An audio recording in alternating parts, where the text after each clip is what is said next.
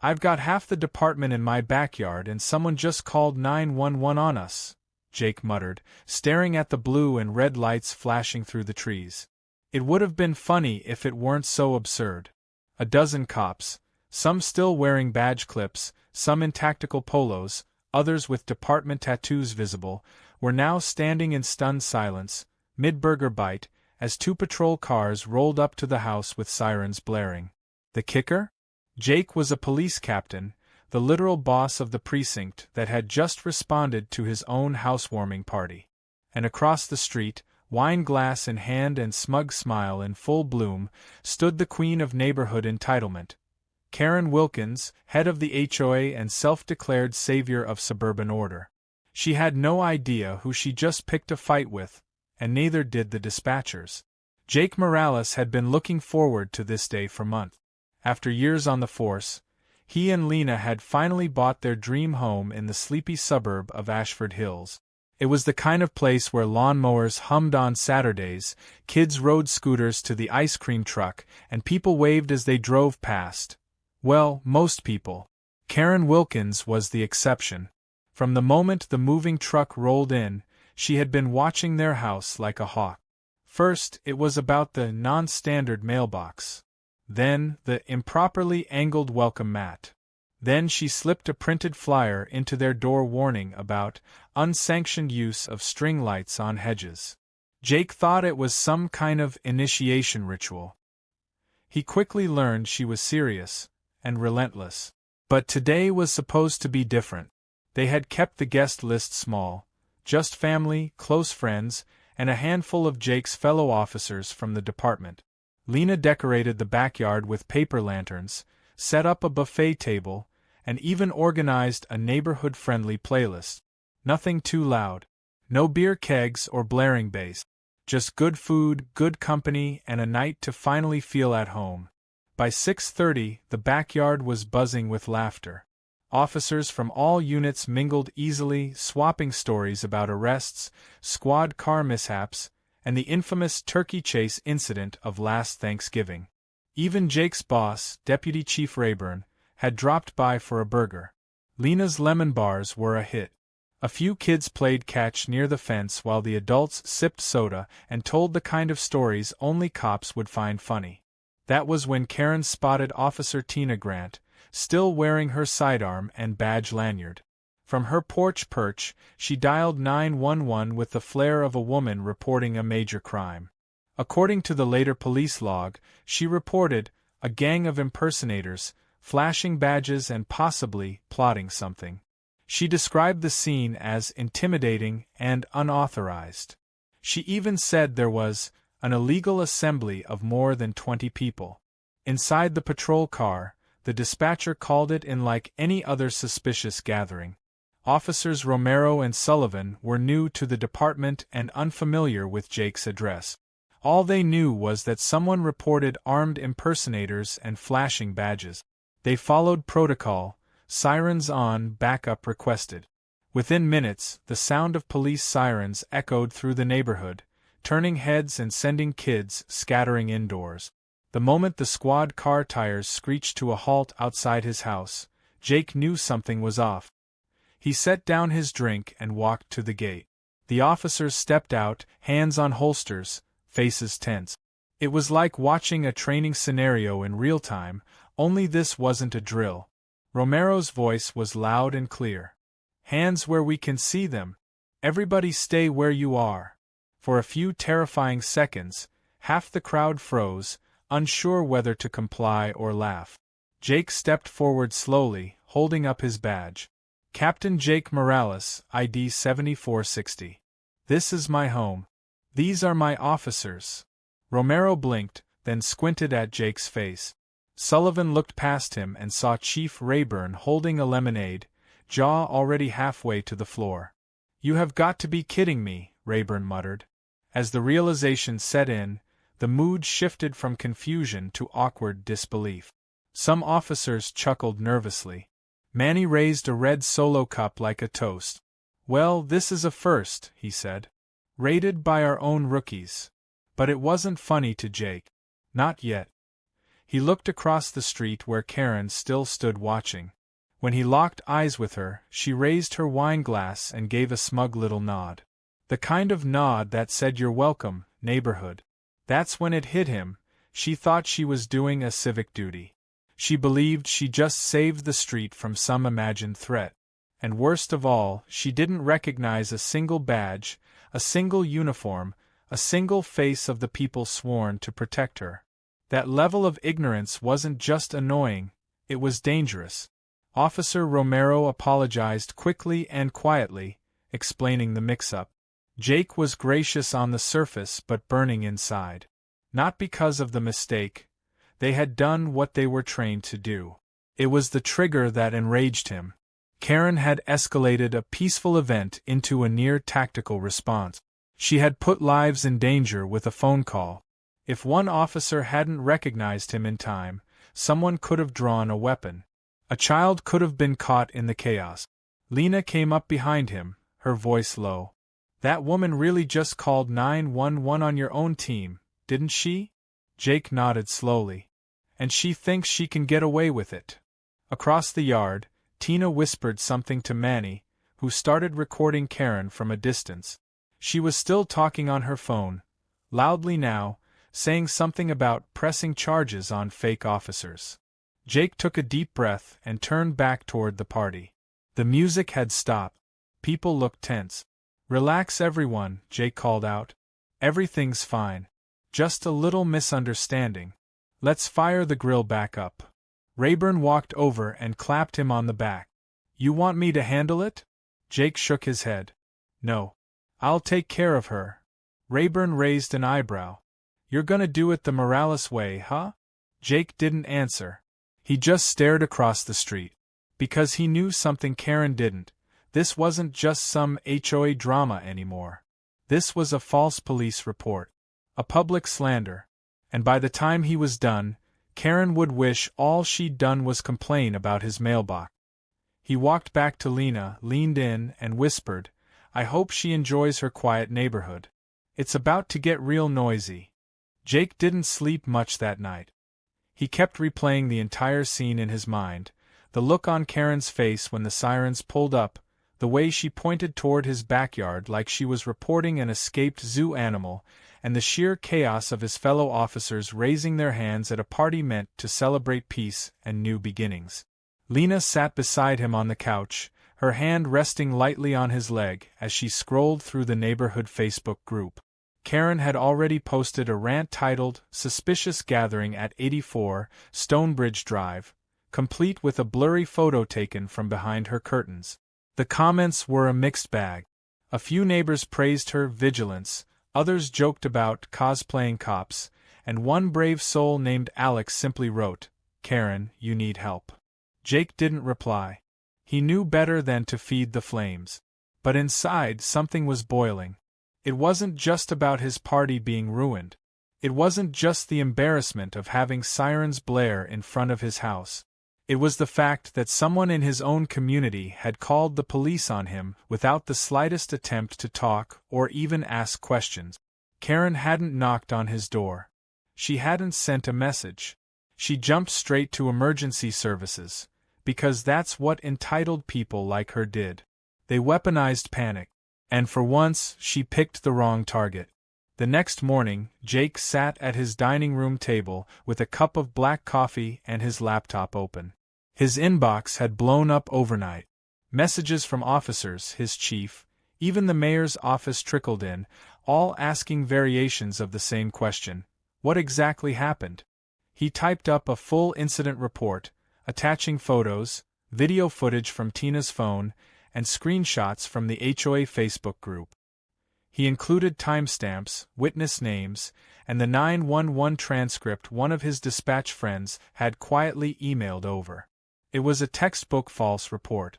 She had said, in no uncertain terms, that there were armed impersonators flashing fake badges and possibly dealing drugs.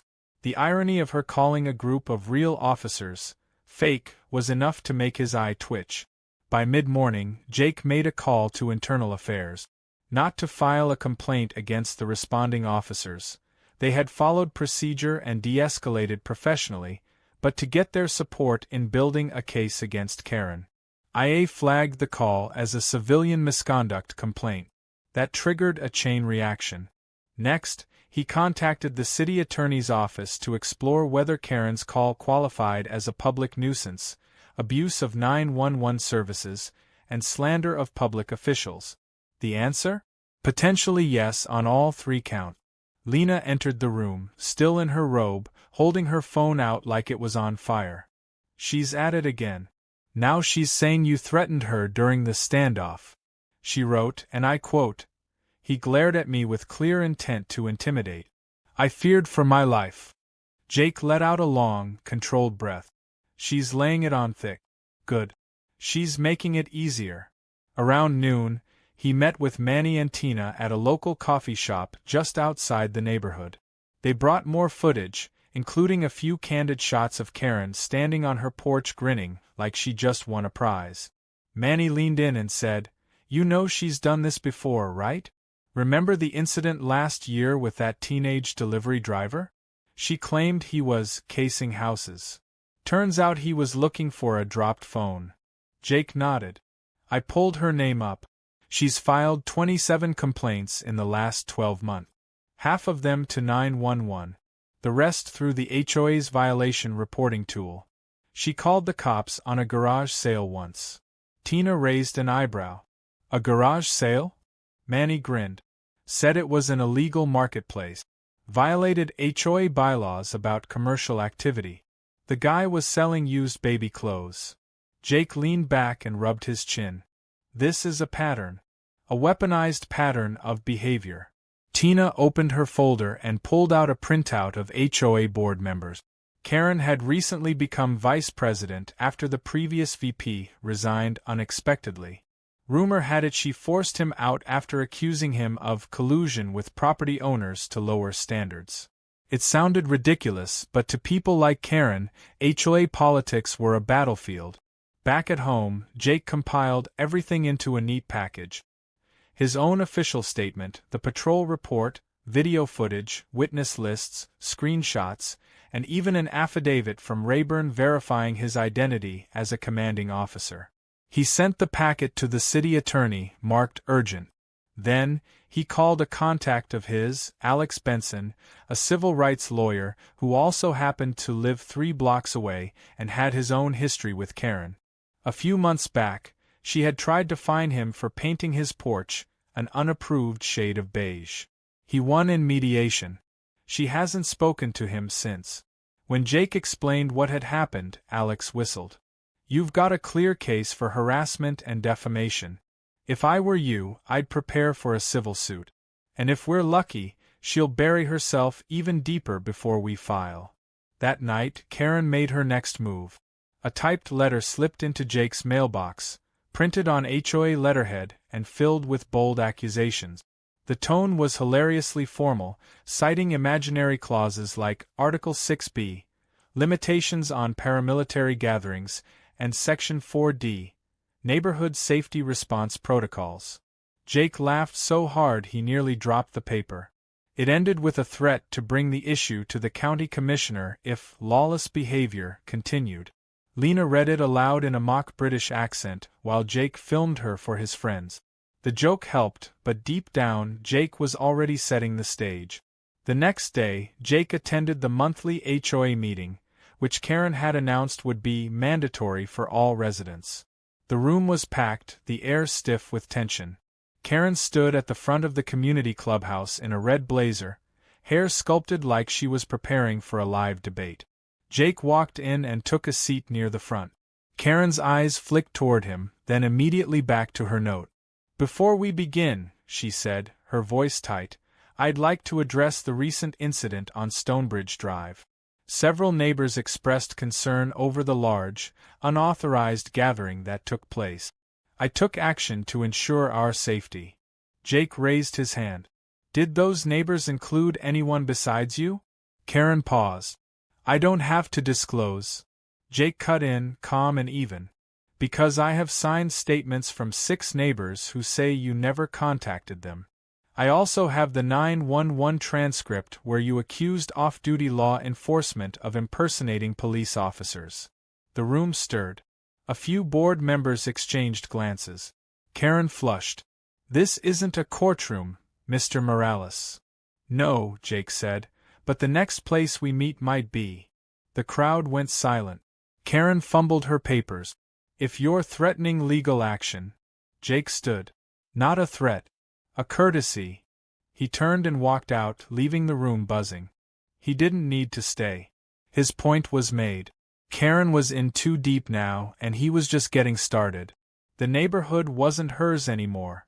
And by the time he was done, everyone in Ashford Hills would know it. The silence that followed Jake's words at the HOA meeting carried more weight than any gavel ever could. Karen's carefully rehearsed monologue had crumbled like wet paper, and the air in the clubhouse buzzed with a mix of shock, curiosity, and something she hadn't faced in years, resistance. As Jake walked out with calm, deliberate steps, he could already hear murmurs behind him. Some were neighbors whispering to each other. Others were board members realizing they might have backed the wrong queen bee. And Karen, who always considered herself untouchable in her little fiefdom, had finally been publicly challenged by someone with more than petty fines and empty threats in his arsenal. Jake didn't stop walking until he got back home. Lena was waiting for him with a smirk and a fresh printout in her hand.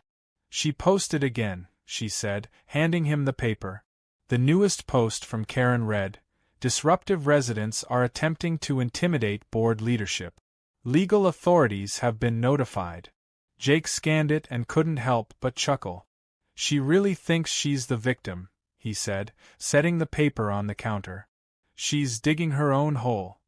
That night, Jake and Lena sat on their back porch going over their next step. The neighborhood was quiet, but the tension lingered in the air like leftover smoke. They were joined by Alex, the civil rights attorney and fellow resident, who brought his laptop and a bottle of wine. They opened a shared folder where they had begun gathering testimonies from neighbors, people who had been too afraid to speak against Karen before but now felt empowered to share their stories. One couple said Karen had tried to report their adopted daughter for loitering in front of her own home. Another neighbor had been fined 3 times for a basketball hoop that Karen claimed violated visual uniformity, even though several other homes had similar ones. Someone else mentioned her going through their recycling bin to check for unapproved materials. What emerged was a clear pattern. Karen had been using her authority to harass and intimidate, bending HOA rules into weapons she wielded against those who didn't bend to her will. Alex explained how they could move forward. If they documented enough evidence of harassment, discrimination, and false reporting, they could file a formal complaint with the city's Department of Neighborhood Oversight. That alone could force the HOA board into emergency elections. If they pursued civil action, they could seek damages and force Karen to resign through a court mandate. It won't be quick, Alex warned, but the more public this becomes, the less she'll be able to hide behind her clipboard and HOA letterhead. The next day, Jake filed a public records request for all emergency calls placed from Karen Wilkins' address in the past year. When the report came back, it was staggering. Over 30 calls, everything from suspicious noise to potential domestic threats, most of which were dismissed or unfounded. A few calls had even resulted in dangerous miscommunications, like the time she reported a landscaper's hedge trimmer as a weapon. One report detailed an officer being bitten by her unleashed dog when he tried to follow up. Jake compiled all the data, added neighbor testimonies, video clips, and screenshots of Karen's online rants, then sent the updated file to the city attorney's office with a formal letter signed by 7 homeowners. The title of the file was simple and direct: Wilkins vs. Ashford Hills, HOA Abuse Pattern. Meanwhile, Karen began to sense she was losing her grip. She doubled down on her tactic. She mailed out a new round of violation notices, half of which were for nonsense infractions like holiday lights still visible after sunset and wind chimes audible beyond 15 feet. But this time people pushed back. Several homeowners started responding with their own letters, some with legal representation, others with open defiance. A neighbor named Darnell posted a photo of his wind chimes with a sign beneath them that read, "Now with extra volume, just for you, Karen." Karen called an emergency HOA meeting to regain control. She opened with another speech filled with buzzwords like community safety, deteriorating standards, and hostile influences. But this time, she was met with blank stares and, in some cases, eye rolls. One board member asked why she had reported their treasurer for unapproved lawn behavior. Another asked if she had really demanded police intervention at a child's lemonade stand last summer. Karen turned red and snapped that it was unsanitary, which only made things worse. Jake didn't attend the meeting in person, but Lena did. She live-texted him updates as Karen lost her composure. Apparently, she tried to shout over members who questioned her decisions and eventually stormed out when one neighbor suggested that perhaps she should take a leave of absence. As Lena put it, Karen just walked out like a bad sitcom character who realized she isn't the main star anymore. Over the weekend, Jake received a call from the city attorney's office. They had reviewed the materials and determined there was enough evidence to proceed with a formal investigation. An inspector would be visiting the neighborhood within a week to conduct interviews and gather statements. Jake hung up the phone and felt a weight begin to lift. This wasn't about petty revenge anymore, it was about accountability. By Monday, rumors were flying. Word spread quickly that an official investigator was coming. Some neighbors who had once been quiet started speaking up in the group chat, sharing passive-aggressive memes and poking fun at Karen's infamous drone patrols. Someone even made a parody HOA newsletter titled, The Ashford Harassment Herald, filled with fake violation notices like breathing too loud on a Tuesday and unauthorized smiling. Jake printed out a copy and taped it to the inside of his garage door. Karen, meanwhile, tried to regain her footing by placing a massive sign on her lawn that read, "I will not be silenced." It was so over the top that a photo of it ended up on a local community subreddit, and within hours it became a meme. Comments flooded in, some calling her a discount dictator, others comparing her to sitcom villains.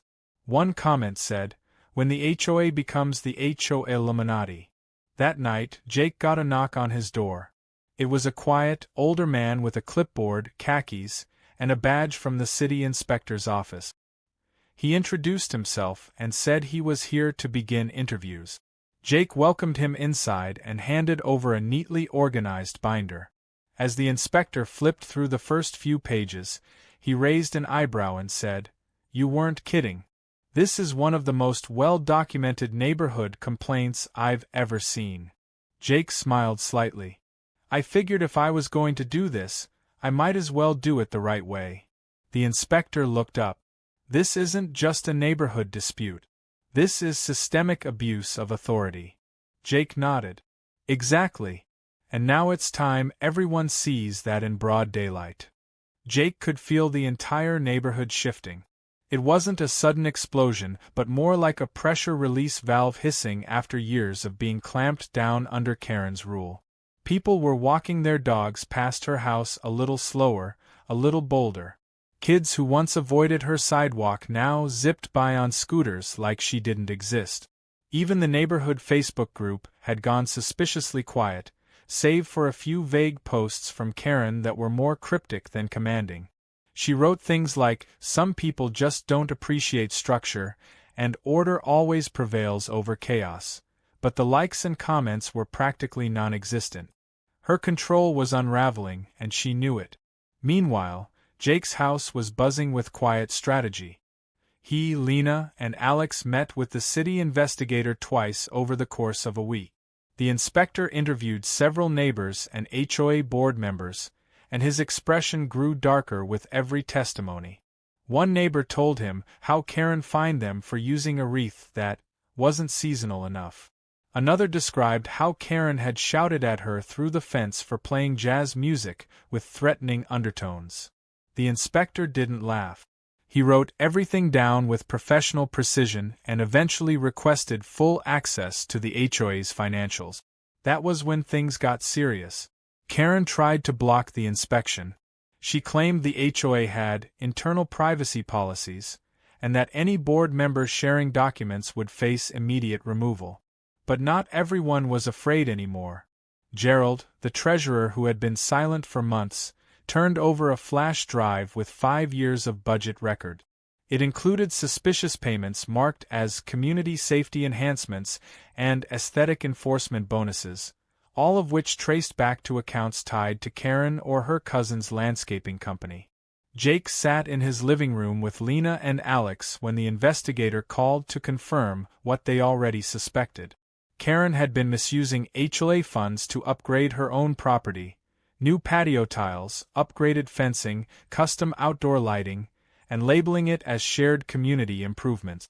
She'd even been writing reimbursement checks to herself under fake project code. This wasn't just neighborhood drama anymore. It was fraud. Within 2 days, the city attorney's office filed a request for a temporary injunction to freeze HOA discretionary funds while the investigation proceeded. A court date was set. Karen was served the official documents at 7:15 in the morning by a uniformed city officer who she tried to accuse of trespassing. He calmly explained he was acting under court authority and that if she refused the paperwork, she'd be in violation of a court order. She took the papers with trembling fingers, slammed the door, and didn't emerge for the rest of the day. By that weekend, word spread that a full HOA audit was now publicly underway. A special community meeting was called by several board members to discuss Karen's suspension and possible removal. Jake didn't even need to speak at the meeting, everyone else did it for him. Neighbors lined up to share stories, one after the other, in a stream that painted a clear picture of an HOA dictatorship turned toxic. A woman in her 70s tearfully recalled being fined for her granddaughter drawing chalk art on the sidewalk. A veteran neighbor talked about having a flagpole forcibly removed from his lawn for being visually aggressive. The atmosphere wasn't just tense, it was cathartic. Karen arrived 30 minutes late, dressed in a sharp pantsuit and carrying a thick binder of prepared remarks. She walked to the front of the clubhouse with stiff shoulders, but no one clapped. No one nodded. Her presence didn't command fear anymore, only resentment and mild embarrassment. She tried to read from her binder, but a board member interrupted her mid-sentence to ask where the approval for her backyard security system came from. She stammered something about emergency provisions, before another neighbor raised a hand and asked why the HOA paid for her new retaining wall. Her voice cracked. "I have worked tirelessly to uphold standards here," she said. "And this is how you repay me?" Jake stood up.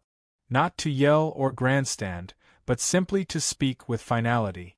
"Karen," he said, "you didn't uphold standards. You enforced control. You didn't build a community. You built a fiefdom. And now it's over." That line hung in the air like a courtroom verdict. Karen's mouth opened, then closed. She looked around, scanning for allies. No one met her eyes. Not even the woman who used to co-sign every complaint she sent out. She gathered her papers, her expression slipping from defiant to exposed, and walked out without another word. The next morning, Karen's house had a for sale sign out front. Not a small, discreet one either, a massive post with bold letters reading, "Motivated Seller."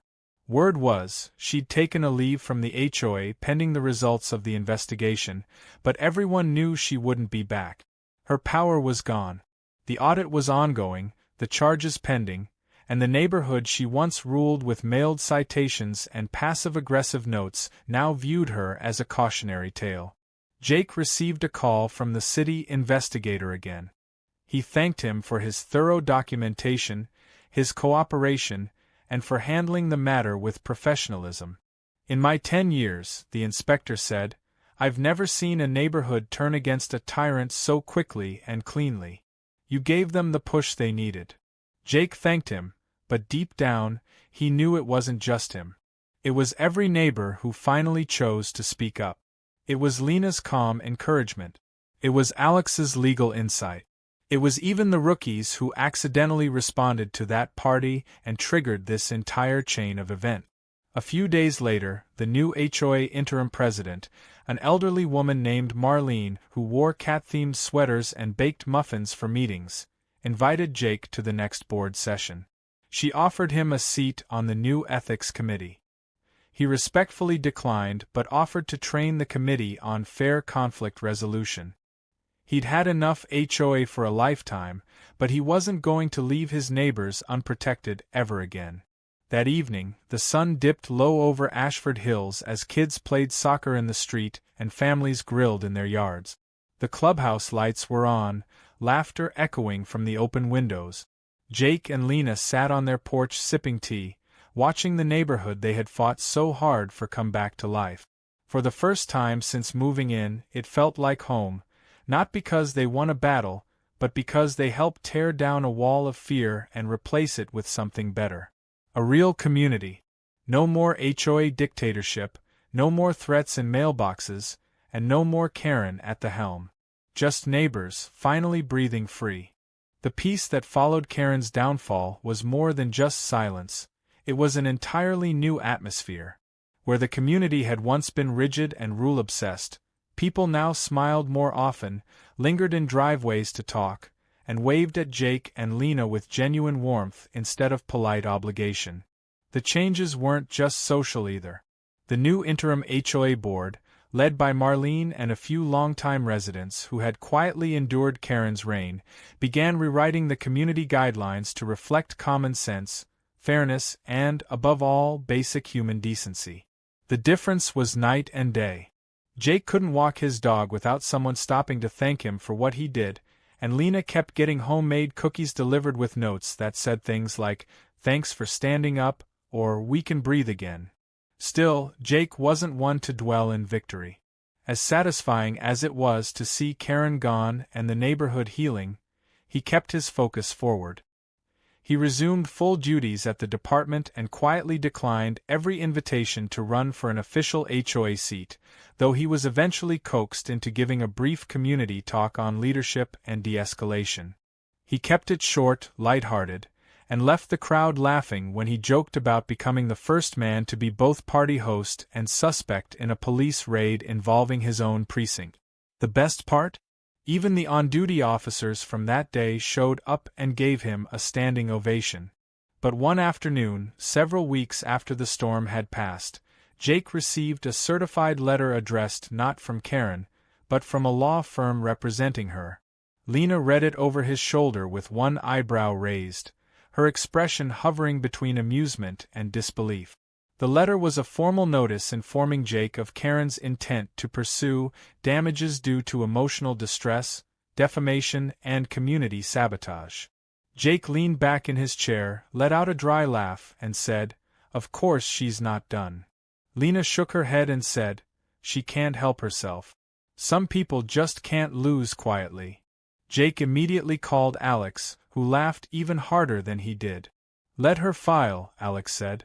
"We've got a mountain of documentation, sworn testimony, a fraud investigation, and video proof. If she wants to go to court, she's walking into a buzzsaw." Jake agreed to let Alex handle the response. They prepared a counterclaim for frivolous litigation and filed a protective order just in case she tried to retaliate again through legal nuisance. The suit never actually made it to court. Within 3 weeks, Karen's lawyer quietly withdrew the filing, likely after reviewing the file Alex had prepared. It was a thick, airtight compilation of every incident, lie, and abusive act Karen had committed under the banner of HOA enforcement. When the withdrawal was confirmed, Alex called Jake with a grin in his voice. She thought she had claws, but it turns out she was just waving salad tongs. Jake didn't even feel triumphant at that point. Just relieved. The drama was finally, truly over. Karen's house officially sold a month later to a young couple with a newborn and 2 rescue dogs. They moved in without ceremony, no ridiculous decorations or plastic flamingos, just a quiet wave across the fence and a plate of cookies dropped off for Jake and Lena. It felt like a full-circle moment. The villain was gone, and new life had taken her place. One sunny Saturday morning, Marlene called Jake and asked if he and Lena could stop by the clubhouse for a quick thank you. Jake hesitated, sensing something brewing, but Lena nudged him to go. When they arrived, the entire community was waiting. Balloons were strung across the fence, a massive grill was fired up, and banners hung from the windows that read things like "Ashford thanks you" and "Captain of the Block." Kids ran around with water balloons, and someone had even printed t-shirts with a cartoon badge and the words, "Housewarming Hero" on the back. In the center of it all stood Marlene holding a microphone and a wooden plaque. She gestured for Jake to come forward. "This man," she said, "not only stood up for his home and his family, but he reminded all of us that neighborhoods are built on trust, not fear. On community, not control. And though he never asked for recognition, we thought it was about time we gave him some anyway." The crowd clapped, cheered, and chanted his name. Jake, usually so comfortable commanding a room full of officers, felt a little sheepish. He accepted the plaque, which read, "For outstanding service to the community of Ashford Hills, leadership, integrity, and the right kind of justice." Marlene then handed the mic to Lena, who wasn't even on the schedule, but the crowd insisted she speak. She cleared her throat, smiled, and said, "I just want to say, this was never about a party. It was about standing up when someone thought they could bully the rest of us into silence. And I'm so proud of everyone here for showing that real neighbors have each other's backs." Later that evening, as the sun dipped low and paper lanterns began to glow in the backyard, the same ones they'd used for the party that started everything, Jake and Lena sat on their porch, sipping lemonade and watching the street come alive. Kids biked in circles. Neighbors chatted by mailboxes. Music floated gently from the open windows of a nearby home. And Jake could finally see what this neighborhood was meant to be. Not a collection of houses trapped under one person's rule, but a place where people felt safe, connected, and welcomed. He turned to Lena and said, "You know, this was the craziest introduction to a neighborhood I've ever had." She laughed. "At least you made an impression." Jake smiled and nodded. "Let's hope we never have to do it again." A few weeks later, a delivery arrived at Jake's home with no sender listed. Inside was a shadow box containing a tiny model police badge, a miniature plastic lawn flamingo, and a sticker that said, "Ashford's Real Sheriff." There was no note, but Jake had a good guess who sent it. Probably Manny or one of the other officers from that wild night. He hung it in the garage next to the HOA violation notice Karen once mailed about his porch light being too bright for community harmony. Now it was just a souvenir from a story too strange to make up. As the months passed, Ashford Hills continued to thrive. New events sprang up. Game nights, yard sales, movie nights on the lawn, all organized by the people instead of enforced by the board. Rules still existed, but they were reasonable now, discussed in the open, and voted on with real input. And somewhere in a far quieter suburb, Karen Wilkins was likely staring out her new window, waiting for someone to park 3 inches over the line. Jake didn't care. His home was peaceful, his neighbors were happy, and the shadows of old power had been swept away. It started with a housewarming and ended with a revolution. And for the first time in a long while, it truly felt like home.